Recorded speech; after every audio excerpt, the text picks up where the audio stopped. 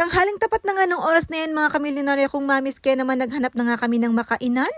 Sa may Session Road nga sana kami kakain at dun nga sana kay Kaladyo. Kaso nga lang pagdating nga namin dito sa may Session Road ay naapo close mo gaya. Pero dahil nga linggo, etong at napakaraming tao. Syempre as usual, wala naman bago kapag linggo, talaga namang maraming tao dito. Napakaraming ang pagkain dito, kaso nga lang hindi nga ito yung sadya namin. Manananghalian nga sana kami dito kay Kaladyo, kaso nga lang close pala. Kaya naman yung pananghalian namin, nag-U-turn pababa na nga lang ng Session Road. Ay naapo, maesawa na nga akong nagmumuryot dyan dahil pagod na nga sa kabubuhan. Pero ganun pa man, wala nga siyang no choice dahil gusto naman niya yan. Hindi pang nakakalahati itong daan na nilalakad namin, etong at nakatulog na nga pala ang bata. At hindi nga kami magja-Jollibee for today's video. Etong at mag-only rice nga daw kami ni Daddy Dandan. Ay naapo, may malulugi na naman na kainan. Charis. At pagkatapos nga ng isang oras na pag-aantay, etong at nakakain na nga rin kami. So yan, sa sobrang gutom nga namin ay hindi na nga rin kami nakapag-video. Kaya naman ang makikita nyo na lang dyan ay ito na nga lang pinagkainan namin.